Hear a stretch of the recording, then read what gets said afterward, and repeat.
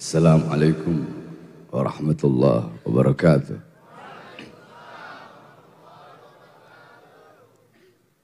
Alhamdulillahil ahad.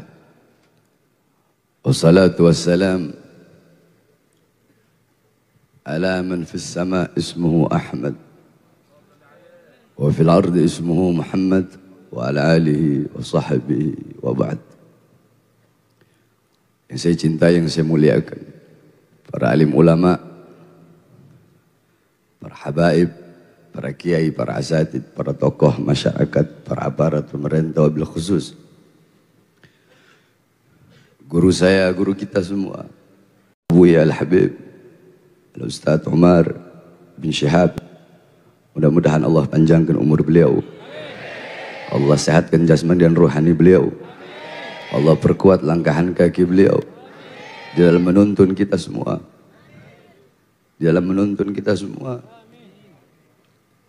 dan memperkuat langkahan kaki beliau dalam berdakwah di jalan Allah Subhanahu wa taala. Guru kita Habib Mahdi, para habaib yang lain, para asatid, beserta seluruh hadirin hadirat Majelis Maulid Arba'in yang selalu dimuliakan oleh Allah Subhanahu wa taala. Sebelumnya mohon maaf, saya tidak bisa lama. Sebenarnya saya tidak bisa datang karena saya lagi sakit. Tetapi mengingat perjuangan Habib Mahdi bin Syihab yang begitu luar biasa, apalagi di Palembang rutin setiap ziarah kubro, setiap maulid arba'in, maka ceramah di Palembang ini adalah ceramah di luar Pulau Jawa pertama kali semenjak saya keluar dari penjara. Sedikit saja saudara-saudara sekalian yang dimuliakan oleh Allah, walaupun sedikit insyaallah bermanfaat. Saya tidak akan membahas tentang maulid karena mungkin umat Islam yang ada di Palembang telah banyak tahu yakni intifa dan istifadah yang didapatkan daripada peringatan maulid Nabi besar Muhammad, karena rutinnya acara-acara maulid, salawat yang dilaksanakan oleh guru-guru kita para habaib yang ada di Palembang. Kita duduk di ini majelis dalam rangka acara haul,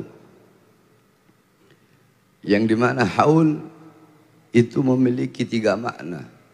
Haul memiliki 3 arti. Yang pertama, haul itu artinya adalah sekeliling, sekitar. Alladzi barakna haulahu, yang kami berkahi sekelilingnya, yang kami berkahi sekitarnya. Haul yang kedua artinya daya, kekuatan, upaya. La haula wala, tidak ada daya, tidak ada upaya, tidak ada kekuatan. Haul yang ketiga artinya 1 tahun. Setiap perputaran waktu 1 tahun itu namanya haul. Nah, di Indonesia banyak acara-acara haul.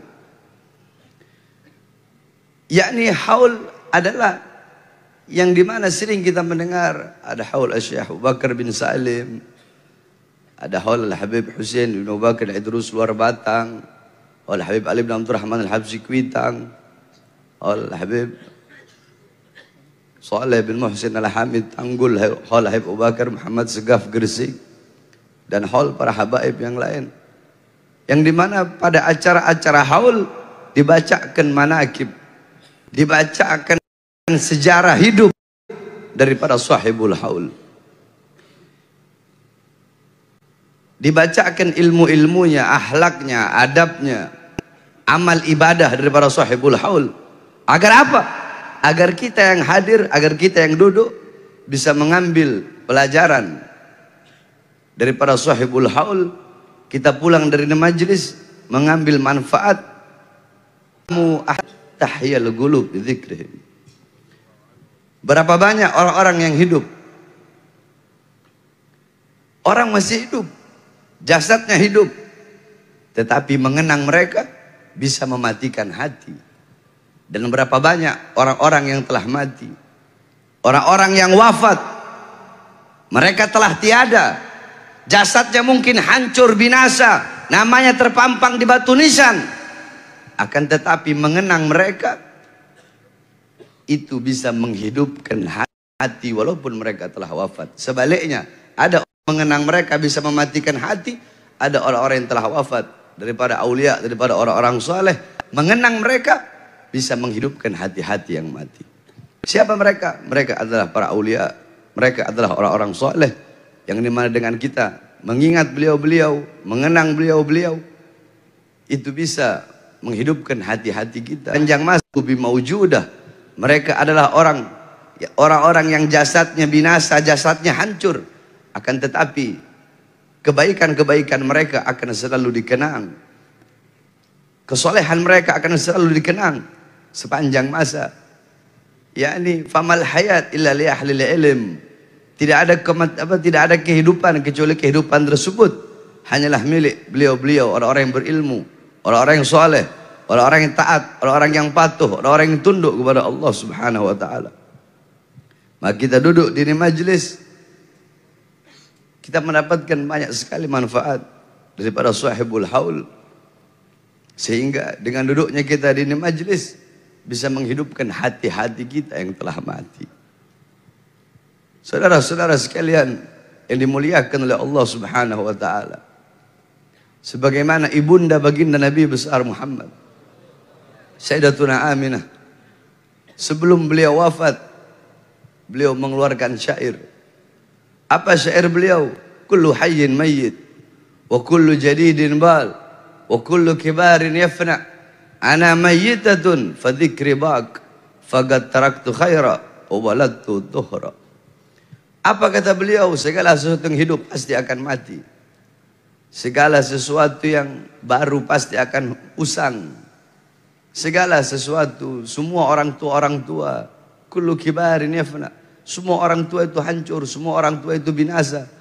Ana mayyitatun, aku nantinya mati, aku nantinya jadi mayat. Fa dzikri baq, tetapi mengenangku akan abadi selama-lamanya. Kenapa? Faqad taraktu khaira, karena aku telah meninggalkan kebaikan.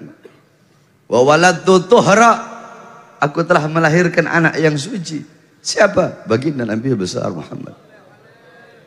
Sehingga setiap orang yang mengenang Nabi Muhammad pasti akan mengenang ibunda beliau itu Sayyidatuna Aminah. Tidak bisa dipisahkan daripada mengenang Rasulullah dan mengenang ibunda beliau Sayyidatuna Aminah. Kenapa? Karena beliau adalah kebaikan yang ditinggalkan oleh orang tua beliau.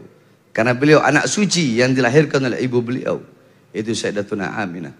Sebagaimana beliau-beliau orang-orang soleh, walaupun beliau-beliau telah wafat, tetapi beliau selalu hidup.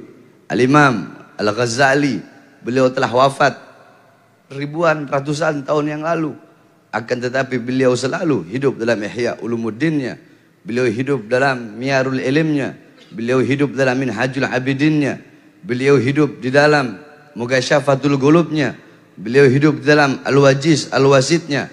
Al-Habib Abdullah bin Alwi Al-Haddad Sahibur Ratib wafat ratusan tahun yang lalu, ribuan tahun yang lalu, akan tetapi beliau selalu hidup dalam Ratib Al-Haddadnya, hidup dalam Diwan Haddadnya, hidup dalam Nasihuddin Niyahnya, hidup dalam Hikam Haddadnya. Para habaib, para ulama, Asy-Syaikh Abdul Qadir Jailani wafat ribuan tahun yang lalu, tapi beliau hidup dalam Al-Gunyahnya, beliau hidup dalam Auradul Qadiriyahnya. Asy-Syaikh Bil Hasan Asy-Syadzili wafat ribuan tahun yang lalu, tapi beliau hidup dalam Hizb Bahar Hizb Nasarnya, beliau hidup dalam As-Sirrul Jalil fi Khawas ya subhanallah ni'mal wakilnya. Dan banyak lagi para ulama, para aulia, para orang-orang soleh yang dimana beliau-beliau walaupun telah wafat tetapi meninggalkan kebaikan-kebaikan untuk kita yang telah hidup. Oleh karenanya saudara-saudara sekalian yang dimuliakan oleh Allah Subhanahu wa taala, sering duduk di majlis-majlis seperti ini, jangan pernah engkau capek, jangan pernah engkau bosan, jangan pernah engkau letih duduk di majlis-majlis ilmu seperti ini. Karena di majlis-majlis seperti inilah kita bisa membersihkan kita punya hati, tazkiyatun nufus, tadhirul qulub.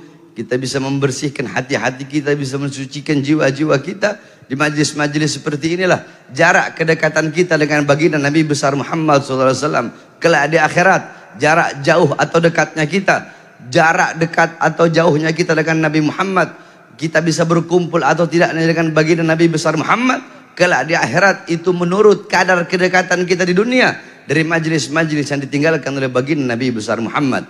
Majlis-majlis seperti pada malam hari ini, jarak jauh dekatnya kita dengan Nabi kelak di akhirat, kita akan berkumpul dengan Nabi atau tidak kelak di akhirat menurut kadar kedekatan kita, menurut jauh atau dekatnya kita di dunia dengan majlis-majlis Nabi Muhammad, dengan para pewaris baginda Nabi besar Muhammad, dengan para penerus perjuangan Nabi Muhammad, dengan para penyambung lidah Nabi besar Muhammad, dengan para penerus Nabi Muhammad, pemegang tongkat estafet perjuangan baginda Nabi besar Muhammad sallallahu alaihi wasallam. Yang terakhir, wasiat saya bagi para anak-anak muda, kalian para anak-anak muda, syubbanul yum rijalul ghad.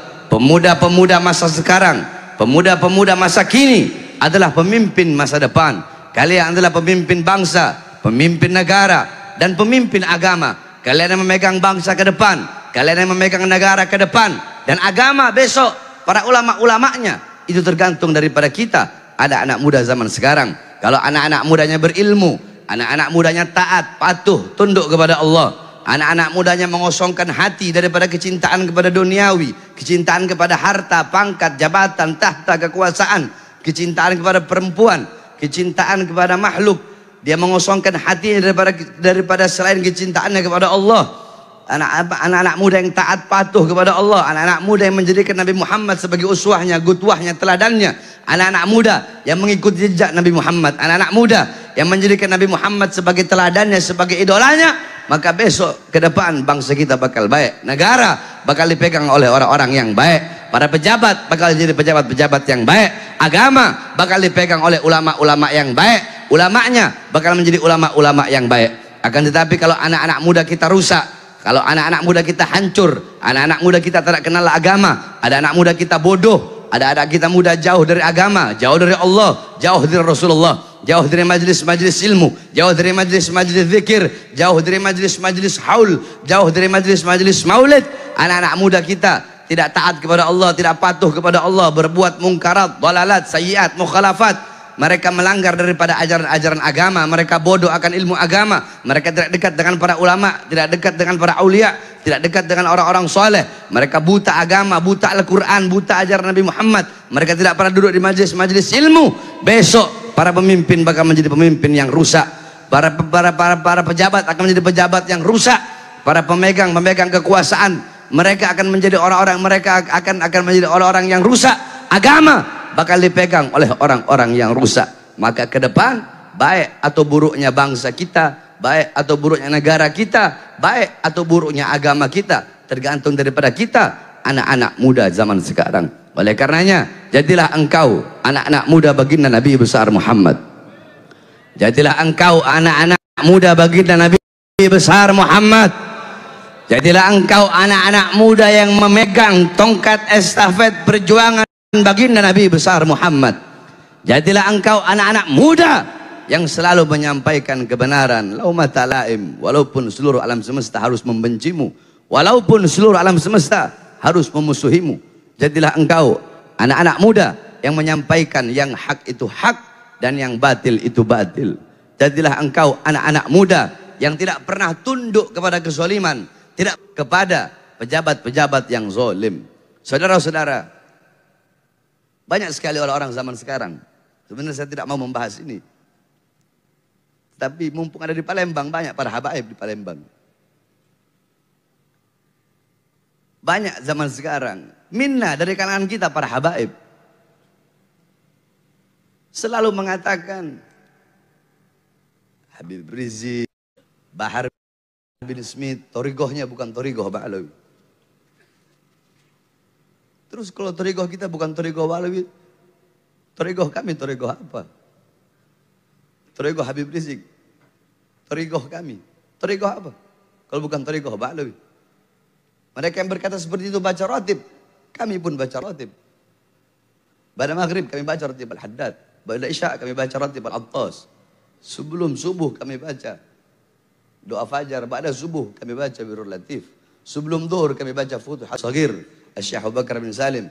Ba'da asar kami baca Hizb Bahar, Hizb Nasr, Syekh Bil Hasan Asy-Syadzili. Sebelum asar kami baca Birrul Latif. Sebelum maghrib kami baca Birrul Latif. Pada maghrib kami baca Ratib Al-Haddad. Mereka membaca Dalailul Khairat, kami membaca Dalailul Khairat. Banyak orang-orang berkata, Bahar bin Smith, Habib Rizik Syihab, thariqahnya bukan thariqah Ba'alawi. Mereka hataman Ihya, kami hataman Ihya. Mereka hataman Bukhari, kami hataman Bukhari. Ada apa dengan kita para habaib? Kita para habaib berharap bersatu. Tetapi para habaib kita saling menjatuhkan. Yang lembut, banyak mengaku lembut, tetapi menjatuhkan para habaib-habaib yang tegas. Memakan darah dagingnya sendiri. Memakan darah dagingnya. Kami, minnukum. Kami darah daging kalian. Kami rela di penjara. Apa yang kami cari? Tahta, pangkat, jabatan, kekuasaan, pujian. Habib Rizik di penjara, apa yang beliau cari? Saya baru bebas. Baru bebas. 2 hari saya bebas. Saya sudah ditahan lagi, dibawa ke Nusa Kambangan. Kenapa? Karena ceramah saya. Apa ceramah saya? Apakah ceramah saya memakan darah daging saya sendiri? Apa isi ceramah saya? Apakah ceramah saya menghilangkan kelembutan Nabi Muhammad? Saya hanya bahas tegasnya Nabi saja terus menghilangkan kelembutan Nabi. Atau sebaliknya, bahas lembutnya Nabi saja tapi menghilangkan ketegasan Nabi. Apakah itu ceramah saya sehingga saya ditangkap, sehingga saya dipenjara? Mau tahu apa isi ceramah saya? Sehingga saya baru bebas 2 hari itu saya ditahan. Dalam ceramah saya ketika itu lagi corona. Saya baru bebas Ramadan, saya masih ingat. Saya berkata, wahai presiden, rakyat kau kurung dalam rumah. Tetapi tidak kau kasih makan. Kau biarkan rakyat kelaparan. Kalian hidup senang, rakyat susah. Kalian hidup kenyang, rakyat kelaparan. Saya berkata, wahai presiden, wahai para pejabat, wahai para aparat. Di musim corona, mal-mal buka. Mal-mal milik asing buka. Tetapi toko-toko kecil, warung-warung kecil milik pribumi, kalian suruh tutup. Di musim corona, berapa banyak pengangguran. Tetapi tenaga kerja terus kalian kirim dari asing. Siapa yang saya bela? Diri saya. Orang tua saya. Murid-murid saya. Golongan saya. Orang-orang yang sejalan dengan saya. Atau rakyat yang saya bela? Siapa yang saya bela? Siapa yang saya bela? Siapa yang kami bela? Siapa yang kami bela? Kami tidak membela diri kami. Cukup sampai situ? Tidak. Saya masuk 1,5 tahun. Saya keluar. Belum sampai 1 bulan. Saya masuk lagi. Kenapa? Karena saya menyampaikan, menyuarakan kebenaran. Tentang 6 laskar, 6 syuhada yang dibantai di KM 50. Apakah 6 syuhada itu bukan bagian dari kita umat Islam? Hah? Di mana kalian yang selalu menyuarakan hak asasi manusia? Di mana kalian yang menyuarakan rahmat lil alamin? Hah? Di mana? Mana kalian yang menyuarakan rahmat lil alamin tetapi diam terhadap penindasan yang terjadi terhadap sesama Islam? Di mana kalian? Di mana kalian yang mengatakan kami bukan thariqah Ba'alawi? Di mana kalian yang mengatakan Fagil Mugaddam kasara saif? Hah? Fagil Mugaddam mematahkan pedang. Tapi kalian tidak meneruskan buntutnya. Fagil Mugaddam kasara saif. Idafil harb bainal gabail. Fagil Mugaddam Muhammad bin Ali Ba'alawi mematahkan pedang untuk menghentikan peperangan antara kabilah, bukan untuk mendiamkan kezaliman. Fagil Mugaddam mematahkan pedang bukan untuk mendiamkan kemungkaran, bukan untuk mendiamkan ketidakadilan. Beliau mematahkan pedang untuk apa? Untuk mencegah peperangan antara kabilah, bukan untuk diam atas kemungkaran. Rahmatil alamin. Jangan jadikan rahmatil alamin sebagai kau punya senjata, sebagai kau punya peluru untuk mematahkan atau menyiramkan api-api perjuangan yang selama ini telah kami nyalakan. Saudara-saudara, kalian pikir Bahar bin Smith bakal kapok? Hah? Bahar bin Smith bakal capek? Bahar bin Smith bakal lelah? Bahar bin Smith bakal kapok? Udah keluar penjara, tidak bakal menyuarakan kebenaran lagi. Tidak ada kata capok, tidak ada kata kapok, tidak ada kata capek, tidak ada kata lelah bagi seorang Bahar bin Smith. Jasad saya bisa mereka penjarakan, saudara-saudara. Jasad saya bisa dipenjarakan. Kedua mata saya bisa mereka penjarakan daripada melihat dunia luar. Tangan saya bisa diborgol, perut saya bisa diborgol, kaki saya bisa diborgol. Kita para habaib, pernah kau diborgol tanganmu, perutmu dan kakimu sekaligus? Hah, diborgol dari tangan nyambung ke perut, dari perut nyampe ke kaki. Terus kau berkata kami bukan thariqah Ba'alawi. Di jalur mana engkau berjalan? Bukankah di jalur thariqah Imam Hussein?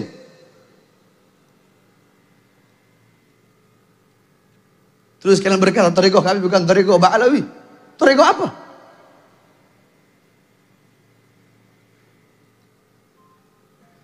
Ini kami sampaikan ayat Al-Quran. Ini kami sampaikan hadis baginda Nabi besar Muhammad.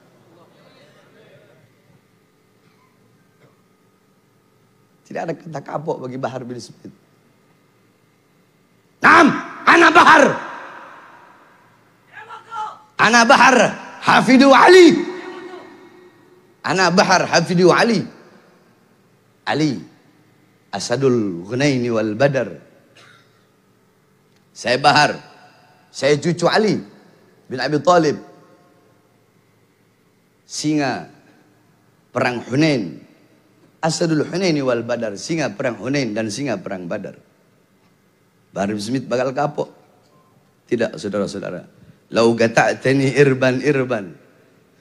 Jangankan hanya di penjara, jangankan hanya di borgol, tangan, perut, kaki, atau di sidang berkali-kali. Sekalipun badan saya harus dipotong-potong. Badan Bahar bin Smith harus dipotong-potong, harus dicincang-cincang, agar seorang Bahar bin Smith diam untuk menyampaikan kebenaran. Agar Bahar bin Smith tunduk kepada kezaliman, tunduk kepada kemungkaran. Demi Allah, jangankan hanya di penjara, jangankan hanya di borgol, atau di sidang, atau dihukum berkali-kali. Bagi bangsa, bagi agama, bagi NKRI, untuk menyuarakan kebenaran demi Islam, demi umat, demi bangsa, demi NKRI. Jangankan hanya di penjara, demi Allah, nyawa saya, darah saya, itu apa murah harganya, tumpah demi bangsa, rakyat Indonesia, umat Islam. Jangankan hanya di penjara sesuatu yang kecil, saudara-saudara. Demi bangsa, demi Islam, demi Indonesia, nyawa saya, jiwa saya, murah harganya untuk tumpah, saudara-saudara. Di penjara hanya hal yang kecil. Oleh karenanya, kami yang tegas tidak pernah menghilangkan kelembutan Nabi Muhammad. Kami bawa bagaimana ilmu Nabi, bagaimana amal Nabi, bagaimana adab Nabi. Yakni kita jadi Hafidur Rasul, tawazzun. Di tengah, posisi itu di tengah. Kita yang tegas, tidak boleh menghilangkan kelembutan Nabi Muhammad. Kita yang tegas tidak boleh menjelaskan kepada umat Nabi amar ma'ruf, Nabi nahi mungkar, Nabi jihad. Hanya jelaskan itu saja. Seakan-akan nanti umat itu taunya Rasulullah itu keras, Rasulullah itu tegas. Hanya itu saja. Tidak boleh. Jelaskan bagaimana kelembutan Rasulullah. Bagaimana ilmunya Rasulullah, akhlaknya Rasulullah, adabnya Rasulullah SAW. Agar umat juga tahu, oh ternyata Rasulullah bukan hanya tegas, tapi Rasulullah juga penuh akhlak, penuh adab, lembut. Sebaliknya, kalian yang lembut jangan hanya menjelaskan tentang kelembutan Rasulullah, padahal kalian tahu bagaimana tegasnya Rasulullah. Bukan kalian tidak tahu. Tuba liman lam ya'lam marrah, fawailul liman ya'lam wa lam ya'mal bih sab'a marrah. Kalian tahu bagaimana ketegasan Rasulullah SAW. Jelaskan biar umat juga tahu Rasulullah tidak hanya lembut saja, tidak hanya berakhlak saja, adab saja. Rasulullah juga punya keberanian. Rasulullah punya perjuangan. Bagaimana jelaskan? Itu namanya tawazzun. Itu namanya tawassut. Itu namanya di tengah. Enggak ke kanan, enggak ke kiri. Tidak ke kanan, apa bahasa namanya? Tidak ke kanan, tidak ke kiri. Begitu. Oleh karenanya capek saya mendengar kata-kata Bahar bin Smith, Habib Rizik bin Syihab, thariqahnya bukan thariqah Ba'alawi. Oh iya, kalian yang paling thariqah Ba'alawi. Oleh karena di sini banyak para habaib. Jangan hanya gara-gara beda guru, jangan hanya gara-gara beda warna majelis saling berantem. Sebab di Jakarta udah banyak habaib saling berantem. Di Palembang jangan, tetap jaga persatuan, jaga ukhuwah yang tegas, yang lembut. Apapun talinya, apapun warna majelis taklimnya, apapun siapapun dari alumni manapun, habaib Palembang harus tetap seperti yang telah diwariskan oleh habaib Palembang terdahulu, itu menjaga ukhuwah Islamiyah melalui daripada apa yang telah kami dengar dari kami kecil. Kami sering mendengar bahwasanya di Palembang terdapat ziarah kubra, yang dimana ziarah kubra tersebut selalu di seluruh dunia. Palembang terkenal dengan ziarah kubronya, yang dimana itu mempererat ukhuwah para seluruh habaib yang ada, bahkan bukan hanya di Palembang, tapi membawa intifa manfaat kepada seluruh habaib yang ada di seluruh Indonesia. Jaga itu, karena di Palembang adalah gudang para habaib. Palembang adalah kotanya ilmu. Palembang adalah kotanya para aulia. Palembang adalah kotanya orang-orang soleh. Palembang kota para habaib. Palembang kotanya ilmu. Makanya saya nak mau bahas ilmu, karena di sini udah gudangnya ilmu. Di sini udah gudangnya para habaib. Di sini pabriknya Habib, di sini Palembang ini. Sebenarnya saya nak mau bahas ini karena banyak para habaib, guru-guru kami. Oleh karenanya kita doakan habaib-habaib kita, mudah-mudahan beliau dipanjangkan umurnya oleh Allah. Allah Subhanahu wa taala panjangkan umur-umur beliau.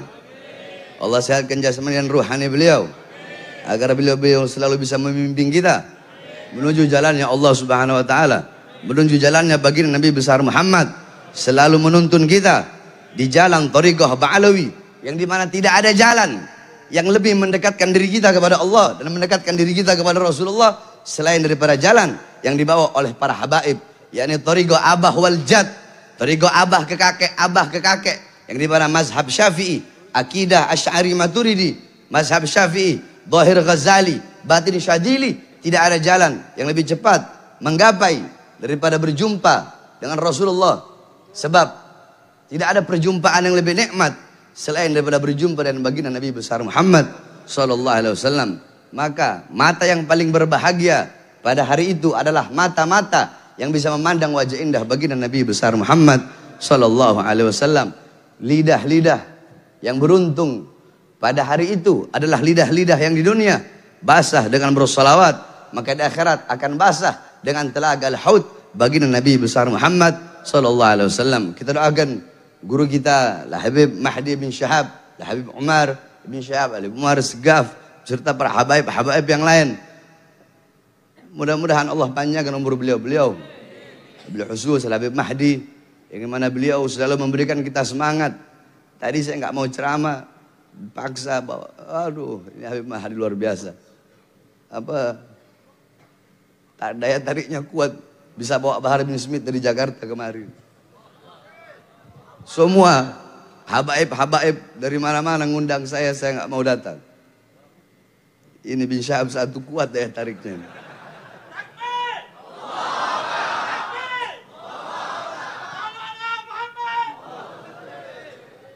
Saya udah datang, udah niat. Oh, anak nggak mau ceramah. Anak mau duduk diam tenang. Lagi sakit dada. Dipaksa ceramah. Anak bodohnya anak mau lagi.